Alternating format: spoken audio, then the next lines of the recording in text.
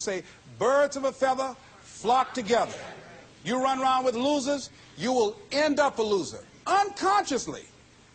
Unconsciously, you will pick up their ways, you'll pick up their habits, you'll pick up, most importantly, their attitude about life. If you're around cynical, negative people all the time, you will become cynical and negative.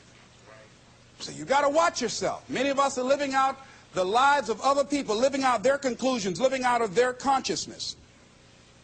The other thing is that you begin to looking at your life and looking at what it is that you want to achieve. Another crucial thing that you must do is align yourself with powerful people.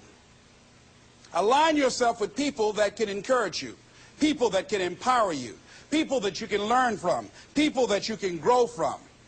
That's very important. See, if you have people around you that can contribute to your growth. When I wanted to become a speaker, I joined the National Speakers Association. I wanted to be around the Dr. Norman Vincent Peales, the Zig Ziglars, the Dwayne Dyers. I wanted to be around people that were doing what I wanted to do. I wanted to learn from them. And you want to do that too. You want to align yourself with people who think like you, people who dream like you, people who want more out of life, people that are stretching and searching and seeking some higher ground in life. As opposed to the majority of people. Somebody said, always strive to get on top in life because it's the bottom that's overcrowded. And see, you don't want to be on the bottom. See, it's easy to be on the bottom. It doesn't take any effort to be a loser. It doesn't take any motivation, any drive in order to stay down there on a low level. But it calls on everything in you, ladies and gentlemen. You have to harness your will to say, I'm going to challenge myself. Sometimes I have to pull myself out of bed and say, come on, Les. Things I know I should do, I don't do. Things I shouldn't do, I do. I found that the biggest enemy you have to deal with is yourself. There's an old African proverb that says, if there's no enemy within, the enemy outside can do us no harm. So think about that.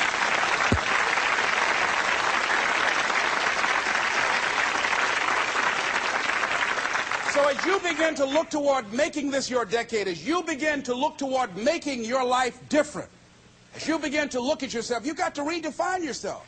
Who are you right now? And who must you become in order to create what you want?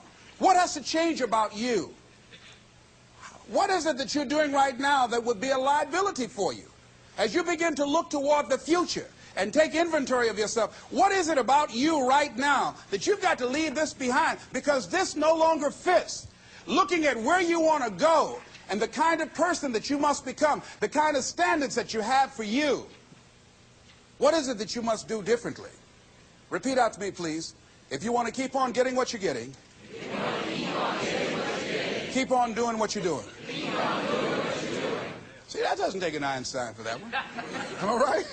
It makes sense unless you change your pattern, unless you change the way you're thinking, unless you change your behavior, you're going to continue to produce the results in your life. See, all of us are winners, but some of us are producing results that we don't want. And so all you have to do is look at your game plan, look at your strategy. How is it that you have been being? What is it that you've been doing to produce this? See, you're the director, you're the producer, you're writing the script, you're the star of your life.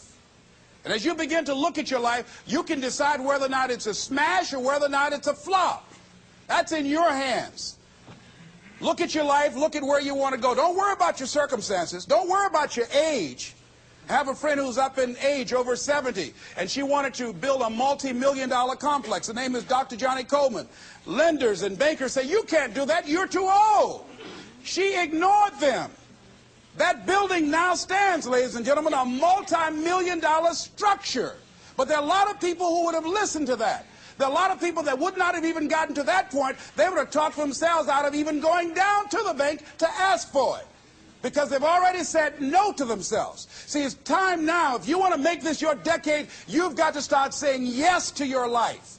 You've got to start saying yes to your dreams, yes to your unfolding future, yes to your potential, as opposed to saying no. See, 87% of our self-talk is negative.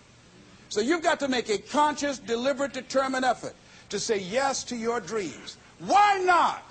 Why not me? Don't spend time like most people going through life complaining. Don't try and get on talk shows and tell everybody how life has done you wrong. Here's what's happening in the audience. 80% don't care, and 50% glad it's you.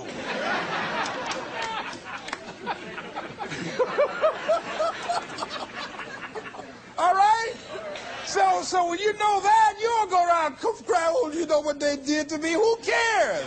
Get away from me before they come back.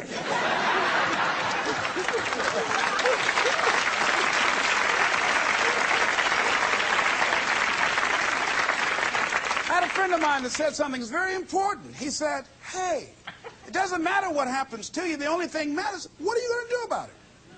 That's all that matters. Okay, life knocked you down. What are you going to do about it? How long are you going to sit there and say, you know what they did to me? How long? Who wants to hear that racket? Use that energy to get up from there and move on and get on with your life. You got to learn to let the past go so you can grow. Many people never act on their dreams because they allow their past experiences to determine what their possibilities are. Whatever you've done in the past, that's not a reflection of your possibilities. That's just a reflection of your consciousness. That's just a reflection of your development and your growth. The future is unfolding for you right now. The future is unlimited for you right now. No one knows where you can go. No one knows what you're capable of or what's possible for you. You don't even know that. I had no idea, ladies and gentlemen. No one could have convinced me that I was able to do this. I'll never forget, I was speaking in Detroit, and a high school friend of mine saw me afterwards, and he was backstage. He said, I can't believe it's the same person. And I thought for a moment, and I said, it's not. The person you know, he's gone. He doesn't live here anymore. We have the power to change our personal history, changing the direction of our lives, changing our thoughts, changing where we want to go, exploring new horizons. So as you begin to look at this decade and affirming that this is your decade, as you set goals that will make you stretch, that will bring out the best in you, as you begin to remove the negative, toxic people from your life, as you decide to take some chances in life, and that's one of the things that's very important. Viscott said, if you're not willing to risk, you cannot grow. And if you cannot grow, you cannot become your best. And if you cannot become your best, you cannot be happy. And if you can't be happy, then what else is there? I'll never forget when I reached my first major goal of buying my mother that home. I'll never forget what it was like. And you're going to have this experience when you reach some major goal. When I drove up to the house and I got out and I gave Mama the key. And I said, Mama, this is for you. I'll never forget the look on her face. She said, oh my God. No one could have convinced me when I adopted y'all that this would happen. She said, oh, thank you. And she said, and you caused me so many damn problems.